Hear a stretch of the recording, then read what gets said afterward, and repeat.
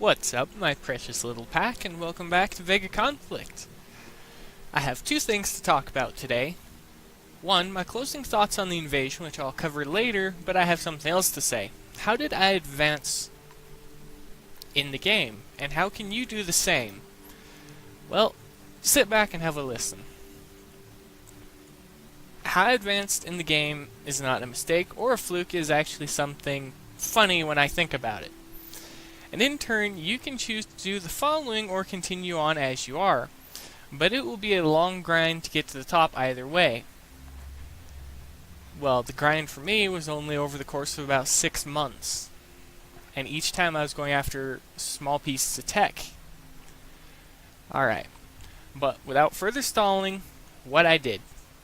I started playing the game after a pretty long break from where I was offline the game for around 1 year, as I've shown off before. And when I came back to the game, not much had changed that I could see. The final Demon Core ship had just been released, and I didn't bother trying to earn it because mainly I wanted to return. I was trying to figure out what to do, so in my head I started to think I need to start upgrading my base again and start the research projects up to finish getting tier 3 stuff unlocked, get the final tier of weapons, and things like that. It was around this time also that I unlocked the Revelation Cruiser for production, that the Xeno division launched, and I saw them in action, the first set of them thanks to coiners. And I thought that I should strive for it, and so I did. I started off with going after small pieces of tech here and there as I built up my revelations and strength. I also unlocked the Midgard carrier for production, and I had 3 of them, and I still have 3 of them. My targets were the hives, and I used Spectral Shell 5 on my revelations with a mix of Thermal Beam 2 and Disruptor Ray 5 to fight. The first fitting wasn't the one I just mentioned. That was the fitting I finished after my original fitting was far too weak, both in shielding and firepower, and typically would die after only 2 or 3 hives, but when I was done with the second fitting, they could go on for easily an hour before they would be destroyed, and in that time I could farm up enough points I needed to buy a single piece of tech. So now with a fleet of 3 Revelation Cruisers, a Fury battleship armed with a mix of Thermal Beam 2s and Sicko missiles and Spectral Shell 5, and a single Venom with basically the same fitting as the Fury, just remove 1 gun, this was the fleet that I ran into the ground each time an event with the Xenotech was available, grinding out low-level hives to start with, but slowly work up into the higher-level hives as I figured out how to position my ships so that they could cover each other completely right up until the point they got to the hive, whilst leaving the carrier behind outside of combat range. Again, gathering 1 piece of tech at a time whenever I could. Once I had all level 1 tech for Punisher fitting though, I worked harder than I had before to unlock the Punisher Cruiser for production. Now, I have to say, the step up in power and armor from the Revelation to the Punisher was amazing at the time because it was just watching the ship eat everything alive that had put me down before was just amazing. And now to skip ahead about 1.5 months, and I now have a full fleet of Punisher cruisers, but I still didn't have a carrier other than the Midgard at the time. So I had Midgard, a little Midgard carrier with Punishers. So I had that little baby carrier with things that outclassed it in every way, working with it. Now around this time that the first set of Paladins was finished, and yes, well, by the first time that my Punishers were done, the Xeno division came to an end, and the first of the Axis ships came in, the Paladin carrier. And I figured I wanted it, just so I could have a better carrier. And, well, the step up in power was amazing. And I figured I would give it my best shot at getting it. Well, it worked. I got the carrier and some of the stuff for it. That was the good part. And the bad part was that I didn't get the support fields for it. From this point, it all went uphill though, as I got the support fields, drones, and more, tech until I'm at the point where I am now that you see. And I don't employ some impressive strategies or expert piloting, which is the funny part actually. All I did was stopped caring if my fleets got damaged and just focused on obtaining 1 thing at a time, until I had what I needed to build another tier ships. And now I kind of do the same thing. I run my fleet into the ground while I gather up new tech, as you can all see from in the store, which is actually... I got everything but a single piece of tech of the brand new stuff they introduced this time around. I got the cutter, all the tech for it, with the exception of the beam overcharge capacitor too. That was it.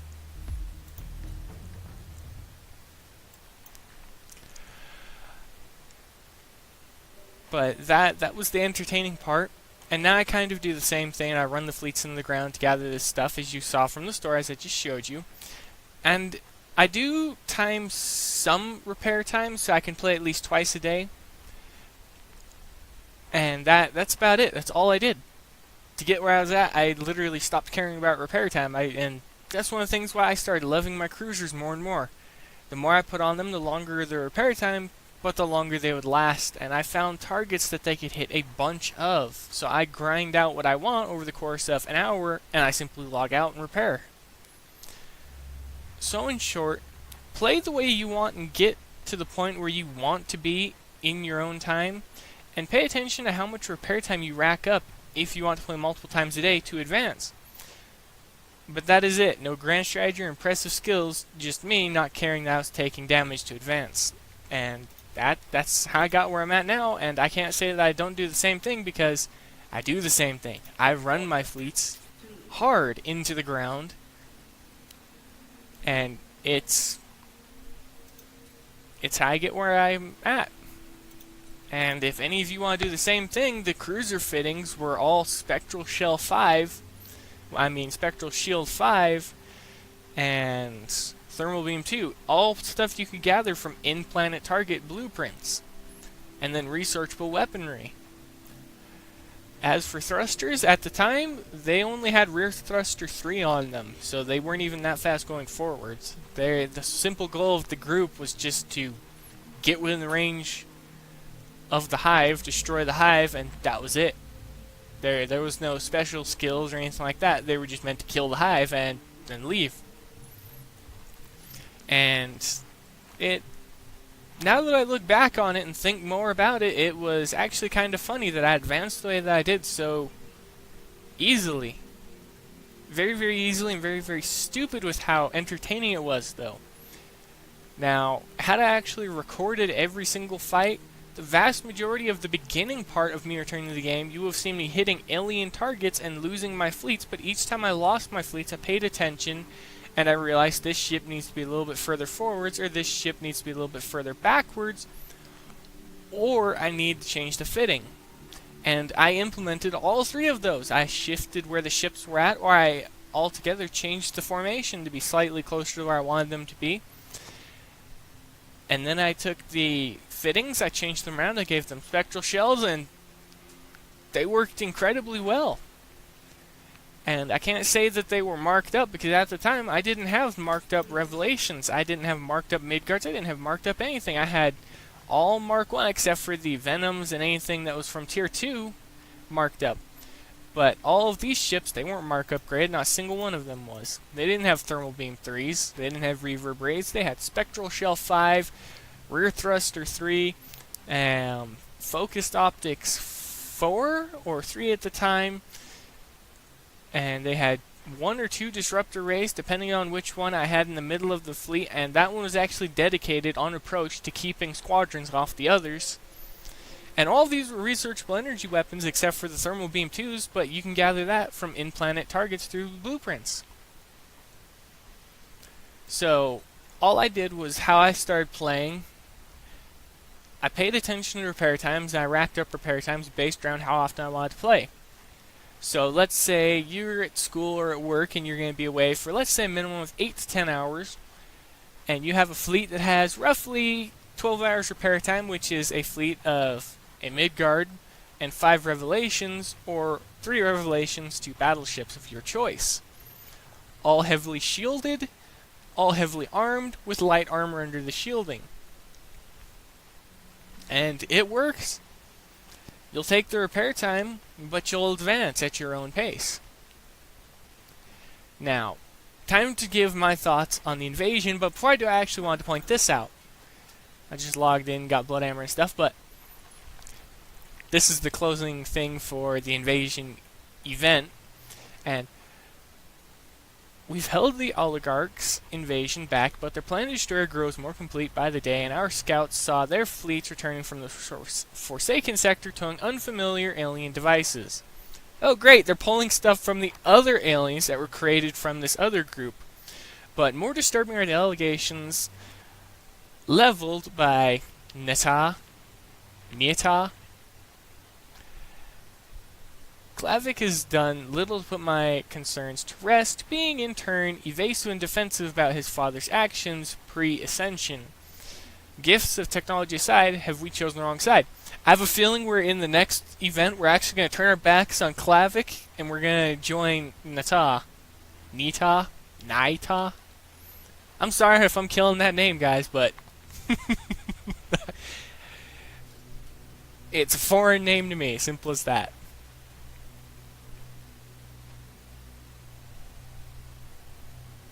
Oh yeah, and then the aliens, how they're created, it was referred to as the Green Veil by the Altarians. I'll actually talk about that later, but it's time to do the closing thoughts for this video on the invasion event. What do I think about the Cavalier Cutter? I typically never build cutters because, well, they're suicide ships, and granted, I say that I don't exactly use strategy when I fight, but that isn't true. There's times that I kite the fleet, or I'll outright just damage trade with the AI, and typically the cutters don't have the same amount of health that I can put on a cruiser, as well as the same amount of, what would I call it? Same amount of shielding armor, as well as have weaponry. The cruisers have light weaponry compared to the cutters nowadays, so I may actually rethink my strategy and produce a few cutters, especially for PvP with this, because anybody wants to slow the things down, you're going to turn them into a monster. We thought the freaking Bastion was bad enough. When you break it, it basically hulks out. It literally attacks everything in its freaking range, which literally just sucks everything up. It gets almost carrier levels of range.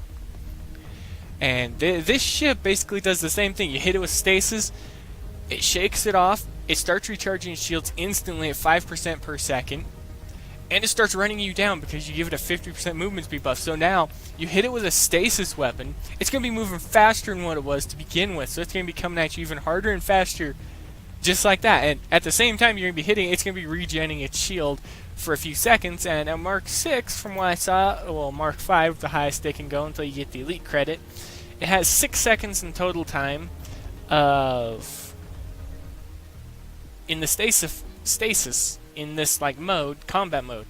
Now I don't know if it's a repeating trigger, so I don't know if the catalyst will actually activate multiple times each time it's done if you get hit with a stasis weapon over and over. But I can see a few uses in these. One of the uses being rushing down bases and literally just doing the no skill knuckle dragger, I smash your face in with a brick type tactic. And yes, that's what I refer to that tactic, where you literally rush a player's base. I refer to it as a no-skill knuckle dragger, because you literally just take whatever you have and you throw it at their base and you see what happens. In the case of this cutter, I think it's going to work exceptionally well. And the fact that it has almost as much shielding as armor, it's only missing one shield slot of a mark upgraded Bastion and one armor slot. However, it does lack resistance because it only gets one as you mark upgrade it, so it only has one resistance slot, so it'll lack in terms of overall damage durability and things like that. But it'll be interesting to see the builds, especially with the Surge Beam. Let's take a look at the Surge Beam. This could actually be interesting, and the range is very low, but then you take a look at its overcharge detail. And this, I didn't even know that they're going to add overcharged weapons. I knew we were getting overdrives for the ships for a very specific reason, but I didn't know we were going to get some type of overcharge for weapons or anything else. Well, that's exactly what they did. And it lasts for 2 seconds, and it can only go to a maximum of 10 increased % damage per second. So it goes 5% increase per second for 2 seconds, but then you add a beam overcharge capacitor and it increased that duration to 5 seconds. So now you're doing 10% increased damage for as long as the weapon is on the target. Now, I don't know how long it takes for it to recharge and fire, but my guess is it'll probably fire for as long as it actually says here, overcharge duration. So it'll probably fire and it'll keep the beam active for the duration of the overcharge. So that means that these things are going to be little beastly rush fleets because they'll be able to burn you alive and you won't know what's going on. And the problem is, if you hit them with stasis, they're gonna get shield regen. But to be honest, I haven't seen anybody using stasis on any of the ships recently, so they're just gonna be fast-moving ships to begin with. All right, on to the Zephyr thruster. This was one that I was actually interested in. You can trade your shield energy instead of weight of the ship for increased speed. It's basically the equivalent of the harmonic, with the exception that it doesn't provide the harmonic benefit. Well, actually, it's basically the upgraded variation from, let's see, fusion was 80, armored thrusters. That's about the time where it started to get good. Armored thrusters, where they changed it, so it got 90 meters per second forward speed, but they lost 1 degree of turn speed. But that was more than a good trade-off. Now, I don't know if I'm going to use the Zephyr thruster, because I've already pre-built most of my bastions that I want to build via the Vega conflict ship calculator, and most of them I built using harmonic weaponry, harmonic technology, and things like that. And to be honest, I don't want to sacrifice a little bit of durability from my bastions. I might do that with the cutters in favor of just lightweight and helping to ensure that I can just go all out with their beam weapons, which look incredibly overpowered. And then I see the range, and my first thought was, okay, that's garbage range. But then again, you could put this on a destroyer and you could boost the range up to 3,250, and you get the 50% buff from a destroyer, and it goes up to over 5,000 meters. Right? It goes up, no, it goes up to around 4,500, no, 4,750? Yeah, around 4,750 meters in range, or 4,625, something like that, somewhere in that general area. But for the amount of damage you'd be doing on a destroyer, I can't wait to see what their destroyer has, because I think I'll build a few destroyers that's just stupidly entertaining energy cannon fleets. But that's about it, and my closing thoughts, I didn't hit any of the new targets at all. I literally stuck to the vanguards because I was producing and gathering up stuff to make my Xeno Epsilon cannons, and I came pretty close to making a second one this time around. And I built the first one during this event, so during this event I gathered up plenty of points. So during the next event I'll have to focus a little bit more, but I think I'll continue until I can get a few full bastion fittings of all alien weaponry and stuff like that. And something I would like to say, I'm positive that a bunch of you already know this, but for any of the newbies or anyone who watches the videos that doesn't know this, I've known this for a while now and I just haven't talked about it, and I realized that it should be important to talk about it. First off, shipbuilding and refitting. Is it better to build blank holes and refit them after you mark upgrade them, or build them fitted and refit them? You can comment what you think below, but I'm going to tell you exactly which is better. Building blank holes and refitting them. Now, before you go off and think, well, that's stupid, building a ship with no use right away, well, that's the thing. Its use is the end game fitting. First off, the blank hole will only take you 5 days to build. The fittings you can give it will only take you a maximum of roughly 11 to 13 days to fit, so in total you'll spend around 17 days or 18 days of fitting time, where if you refit the ship that you build and it takes 10 days and you refit it with a fitting that has roughly 6 days, you're going to take around 20 days, so you can save yourself 2 days off. Now, a lot of you may think, well, 2 days isn't much, but I've been producing my fleets this way for quite a while now, actually. And the ones that I do refit are typically only carriers. Carriers are the only ships I refit, except for the bastions. When I start getting my first set of weapons and mark upgrades to Mark 5, I'm going to be refitting my bastions. They're the only ships I'm going to do that to, because I know it's a waste of time. If not, just produce blank holes, keep the blank hulls sitting around somewhere, and literally just wait to refit them until later. But I figured I'd bring that up real quick for anybody who was curious why I say that why I actually build blank hulls, and it's that reason right there. It's because you can shave a little bit of time off if you get the fitting you want for it instead of building something on it to begin with. You can save just a little bit of time. You may not be able to use the ship right away, but it's better than nothing in the end, especially when you get the fitting for the ship.